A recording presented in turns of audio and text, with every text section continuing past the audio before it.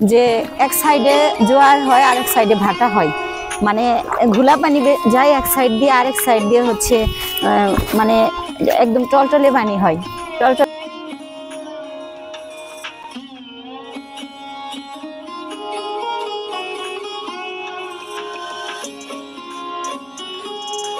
দেখা যায় অনেক দূরে, শুধু পানি আর পানি। আসসালামু আলাইকুম বন্ধুরা, কেমন আছেন সবাই? আশা করি সকলেই ভালো আছেন। নতুন আরও একটি ভিডিওতে স্বাগত জানাচ্ছি আমি নাজনীন আক্তার। আজকে আপনাদের ঘুরে দেখাবো পায়রা নদীর চর। আমার সাথেই থাকবেন, ইনশাল্লাহ ভিডিওটি আপনাদের ভালো লাগবে। বন্ধুরা, এই চরে ব্লগ বানানো হয়, এই তো আপনারা দেখতে পাচ্ছেন এই ব্লগগুলো।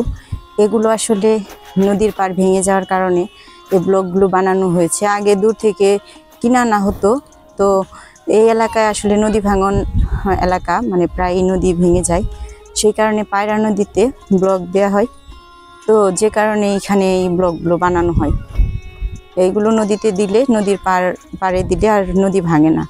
দেখুন প্রিয় বন্ধুরা, এপার থেকে ওপারে পায়রা নদী দেখা যায় না, ওই পারে ছোট ছোট বাড়িঘর দেখা যায়, অনেক দূরে শুধু পানি আর পানি। আপনারা হয়তো বা পানির শব্দ শুনতে পাচ্ছেন, যে ঢেউ খেলছে, ঢেউ বাড়ি খাচ্ছে, খুবই সুন্দর। হাফসামনি, তোমার পায়রা নদীতে এসে কেমন লাগছে বলো? তোমার এক্সপিরিয়েন্স বলো। ভালো লাগছে? অনেক সুন্দর বাতাস, খুব ভালো লাগতেছে। হ্যাঁ, একদম খালি বাতাসের বাতাস। তাই?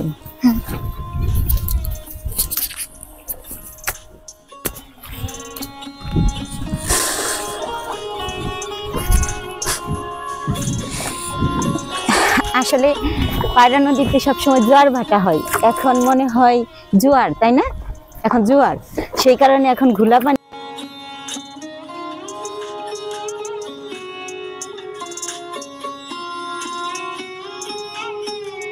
একদম খালি বারবার পানিটা ধাক্কা খাচ্ছে এদিকে। চলো ওই পাশে, ওই পাশে চলো।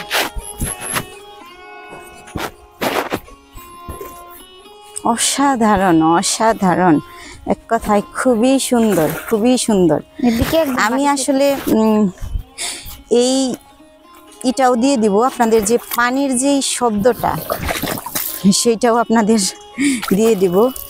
পানি আর কি, পানির পাড়ে আসলেই পানি না ধরে মনে হয় শান্তি লাগবে না। তো হাফসামনি পানি ধরছে, পানি ছিটাচ্ছে।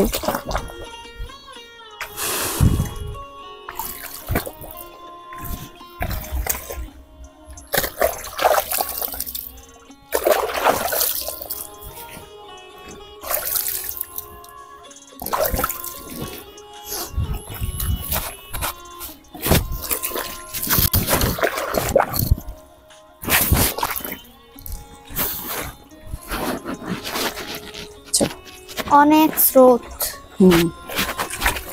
অনেক স্রোত নদীতে।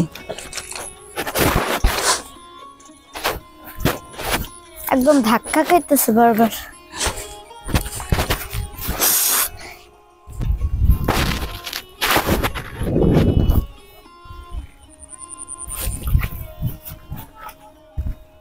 অনেক বাতাস।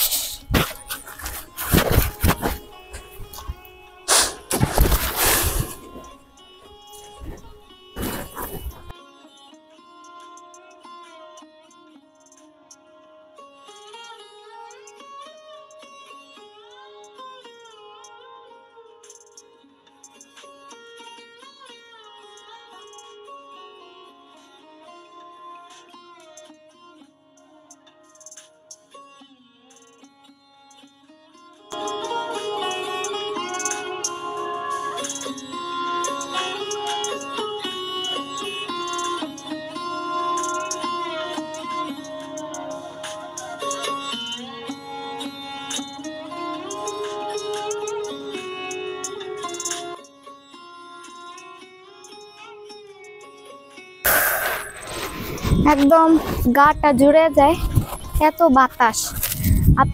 আপনারা এখানে আসবেন, ভালো লাগবে। আমার খুবই ভালো লাগতেছে। অনেক বাতাস এবং অনেক স্রোত।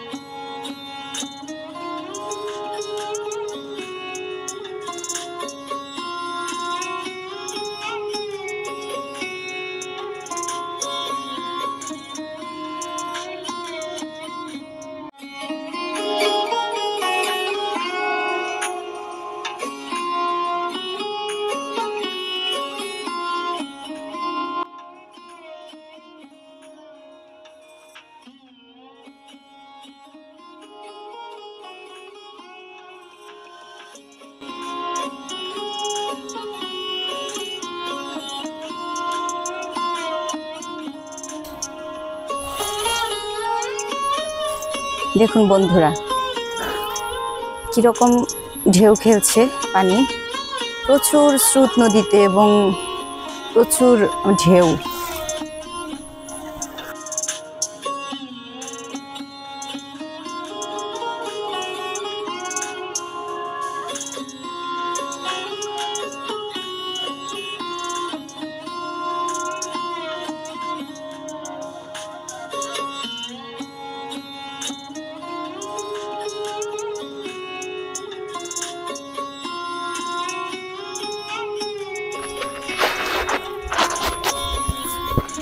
ওই দূরে গ্রাম, অনেক দূরে, মনে হচ্ছে যে কক্সবাজারে আসছি। মানে কক্সবাজারের চেয়েও মনে হয় নিরিবিলি মনোরম পরিবেশ, খুবই ভালো লাগছে। আর এত বাতাস, এত বাতাস, মানে শরীর মন এত গরমের মধ্যেও জুড়িয়ে যাচ্ছে, খুবই ভালো লাগছে। তো বন্ধুরা, আপনারা চাইলে এখানে আসতে পারেন। যারা বরিশাল কুয়াকাটা ট্যুর করতে যাবেন, বরিশাল ট্যুর করতে আসবেন বা কুয়াকাটা ভোলা, তারা এই পায়রা চরে ঘুরে যেতে পারেন একদিন, খুবই ভালো লাগবে। যাওয়ার পথে আপনারা ক্যান্টনমেন্ট এরিয়াতে নেমে পায়রা সেতু দেখে যেতে পারেন এবং তারপর পায়রা সেতু থেকে একটু উত্তর দিকে এসে এই চরে আপনারা ঘুরে যেতে পারেন। দাদুরহাট নামে একটা জায়গা আছে, সেই জায়গা দিয়ে গ্রামের ভিতর দিয়ে প্রবেশ করে এই চরে আসতে হয়। খুবই সুন্দর, খুবই খুবই ভালো লাগবে আপনাদের। কাউকে জিজ্ঞেস করলেও সেও বলে দিবে। যে কাউকে জিজ্ঞেস করবেন যে চরে যাব কোথায়, সবাই এই চরটাকে দেখিয়ে দিবে। এক নামে সবাই চরটাকে চিনে, যে সবাই বলে মানে চর। এই চরের পাড়েই অনেক বাড়ি ঘর আছে। তো আমি চেষ্টা করব এই চরের মানুষদের জনজীবন সম্পর্কে জানতে, অন্য একটা ভিডিওতে জানাতে।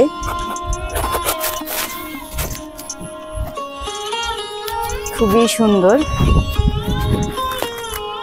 সন্ধ্যা নেমে আসছে আর চরের পরিবেশটা আরো বেশি সুন্দর হয়ে আসছে। মনে হচ্ছে আরো বেশি বাতাস বইছে, যে কারণে আমি বিকেলে এসেছি। আপনারাও চেষ্টা করবেন বিকেলে আসলে, কারণ এই সৌন্দর্যটা শুধুমাত্র আপনারা দেখতে পারবেন বিকেলেই। কারণ দুপুরে আসলে এত বাতাস থাকলেও ভালো লাগে না, এখানে প্রচন্ড রোদ থাকে।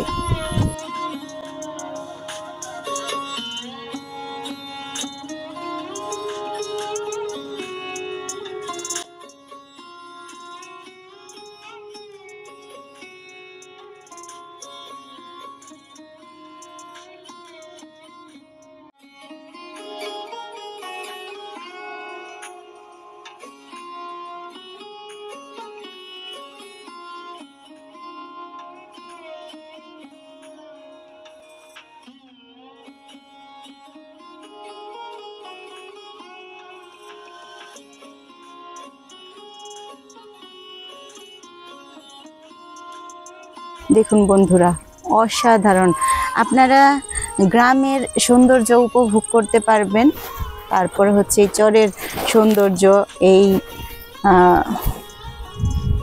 প্রকৃতি সবকিছু মিলিয়ে অসাধারণ লাগবে আপনাদের কাছে। খুবই সুন্দর, খুবই ভালো লাগছে আমাদের। বাতাসের শব্দ হয়তো আপনারা শুনতে পারবেন, অনেক বাতাসের শব্দ হচ্ছে, তারপর হচ্ছে পানির শব্দ হচ্ছে।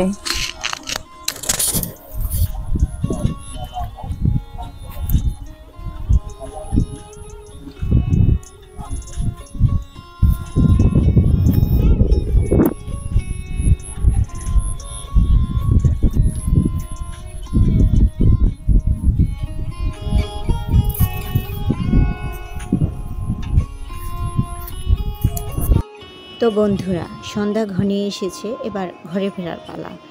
এরকম সুন্দর সুন্দর ভ্রমণ ভিডিও এবং প্রকৃতির ভিডিও পেতে আমাদের চ্যানেলটি সাবস্ক্রাইব করে আমাদের পাশেই থাকবেন। আবার দেখা হবে নতুন কোনো ভিডিওতে অন্য কোনো সময়। সে পর্যন্ত সবাই ভালো থাকবেন, সুস্থ থাকবেন, আমার জন্য দোয়া করবেন। আল্লাহ হাফেজ, আসসালামু আলাইকুম।